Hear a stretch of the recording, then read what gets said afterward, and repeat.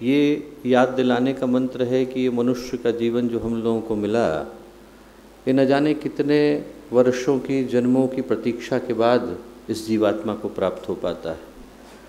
हम लोग यदि ध्यान से देखें तो ये जो मनुष्य का जीवन है, ये दो ध्रुवों के बीच में झूल रहा है। एक तरफ तो यादें हैं और दूसरी तरफ सपने। मनुष्य की दृष्टि या तो उस तरफ उलझी हुई है जो कल गुजर गया, जिसको हम अतीत कह कर के पुकारते हैं। जो गुजरा हुआ कल है, चला गया समय है, कल की याद है। या तो इंसान उधर की तरफ सोचने में व्यस्त है, या फिर उसकी दृष्टि उलझी हुई है उस कल की ओर जो अभी आने वाला है। या तो व्यक्ति गुजरे हुए कल को देखते हुए अपने जीवन को गुजार देता है, या फिर आने वाले कल की प्रतीक्षा में जीवन को गंवा देता है।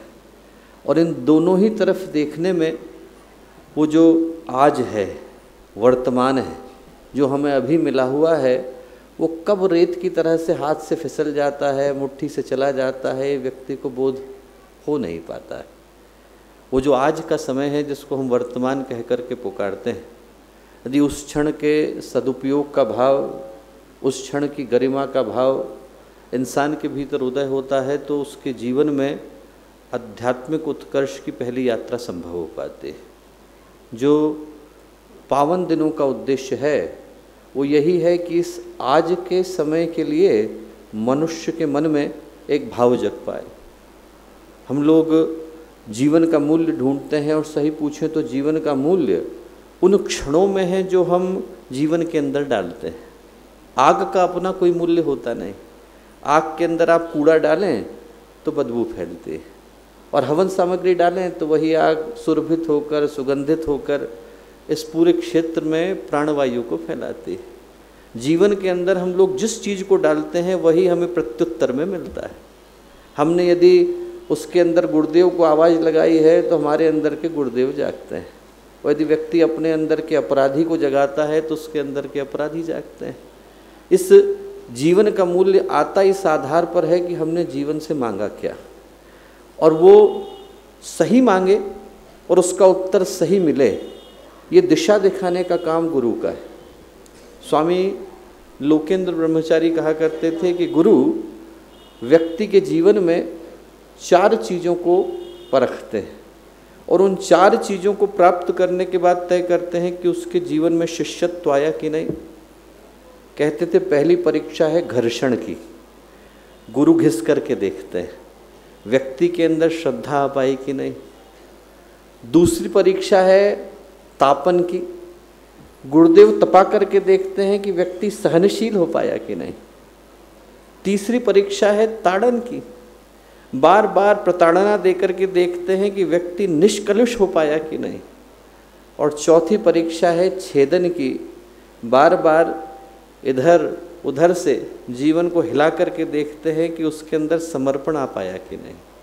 इन 4 परीक्षाओं से शिष्य गुजरता है तो फिर उसके अंदर का शिष्यत्व निकल करके आता है, और वो गुरु के अनुदानों को प्राप्त करने का अधिकारी बन पाता है।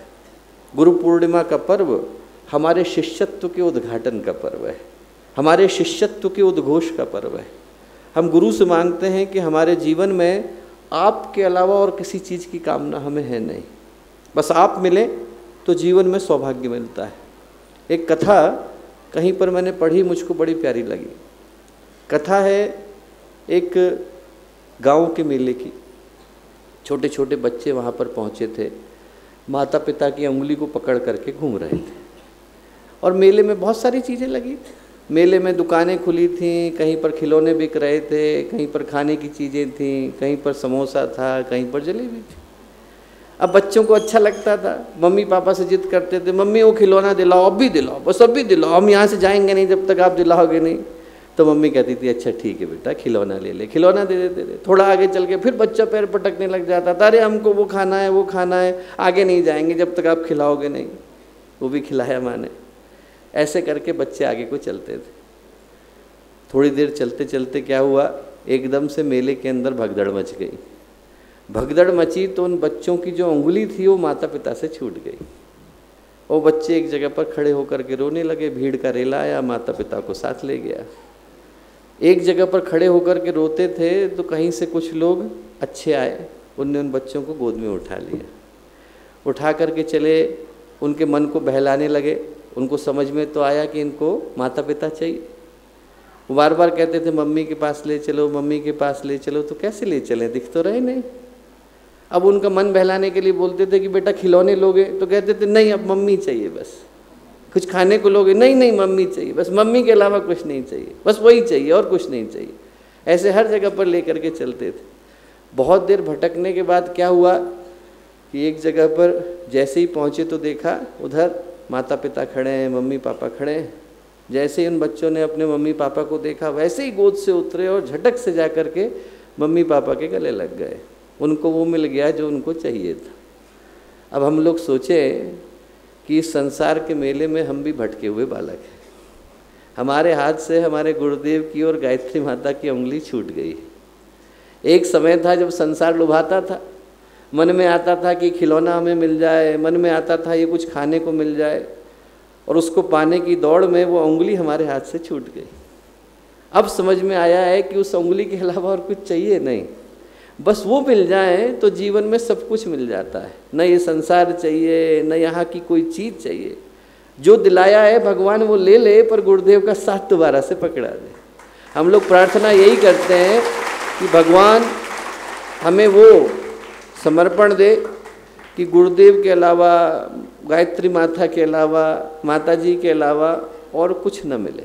मिले जो मिला वो छिन जाए, पर बदले में गुरुदेव और गायत्री माता का साथ मिल जाए। गुरु पूर्णिमा पर यही भाव, यही पुकार हम हृदय से करते हैं कि भगवान इस संसार के मेले में बिछुड़ गए और उन गुरु सत्ता का साथ मिले जिनकी उंगली को पकड़ करके हम लोग इस धरती पर आए, और वो साथ सदा बरकरार रहे। इस भाव के साथ हम लोग माँ गायत्री से, गुरुदेव से, माता जी से प्रार्थना करते हैं कि जीवन अनवरत उसी दिशा में बढ़े। अब आप शांति कुंज वीडियो यूट्यूब चैनल देखें कभी भी कहीं भी। डाउनलोड करें शांति कुंज वीडियो मोबाइल ऐप, उपलब्ध है गूगल प्ले स्टोर एवं एप्पल स्टोर पर भी। हमारे YouTube चैनल शांति कुंज वीडियो गायत्री परिवार को सब्सक्राइब करें एवं बेल आइकन जरूर दबाएं ताकि गायत्री परिवार की विभिन्न गतिविधियों की जानकारी आपको मिलती रहे।